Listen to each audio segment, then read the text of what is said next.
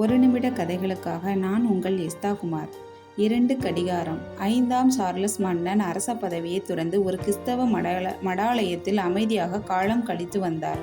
ஆனால் பொழுது போவதற்காக கடிகாரங்களை சேகரிப்பதும் சுத்தம் செய்வதும் அவைகளை செப்பனிடுவதும் ஆகியவற்றை செய்து வந்தார். ஒரு முறை 2 சரியாக ஓடாத கடிகாரங்களை செப்பனிட்டு 2லும் சரியான நேரத்தை காட்ட முயன்றார். ஆனால் 2 கடிகாரமும் ஒத்துழைக்க மறுத்தன. 2 கடிகாரமும் வேறு வேறு நேரத்தை காட்டிக் கொண்டிருந்தது. 2 கடிகாரம் ஒரே மாதிரி நேரம் காட்டாது என்ற ஆங்கில பொன்மொழிக்கேற்ப 2 கடிகாரமும் வேறு வேறு நேரங்களை காட்டிக் கொண்டிருந்தது. உடனே உதவியாளரிடம் மன்னர் சொன்னார், என்ன மடமை!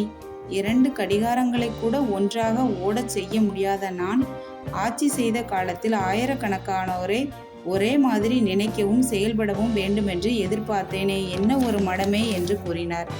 அவரவர் வழியில் அவரவர் சிறப்பானவர்கள். நம் வழிக்கு கொண்டுவர நினைத்தால் நாமே முட்டாளாவோம் என்பது இக்கதையின் நீதியாகும்.